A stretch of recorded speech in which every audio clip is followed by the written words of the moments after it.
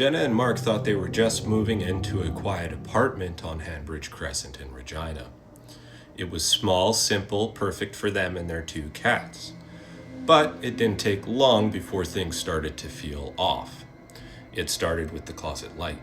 When Jenna was home alone in the apartment, she'd sometimes hear a faint click coming from the hallway. Then to see the soft glow of a bulb spilling into the darkness. It was one of those old pull string lights, the kind that you can't just bump into by accident and turn it on. She knew she had turned it off, only for it to happen again and again. Her husband Mark didn't think much of it. It was an old apartment with old wiring. But then one night, as Jenna and Mark were heading to bed, they both heard it. Running water. They walked into the kitchen and found that the faucet was on full blast, spraying into the sink. Neither of them had touched it. They checked to see if the faucet was faulty, but to their surprise, they found it to be in good working order. As the weeks went on, at night, she would lay in bed only to feel the soft, gentle pressure, one that resembled tiny footsteps moving across her pillow like a cat.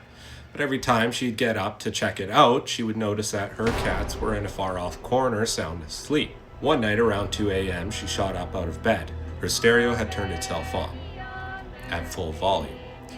No one had touched it. Mark was laying there looking at Jenna in surprise as they both laid there in fear, wondering how the stereo had just turned itself on. They both knew it wasn't each other since neither of them listened to country music and had both obviously been still in bed. But what stayed with her the most wasn't the lights or the water or the music, it was the cats.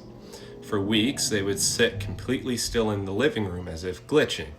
Not playing, not moving, just staring into the empty void in a corner of a room.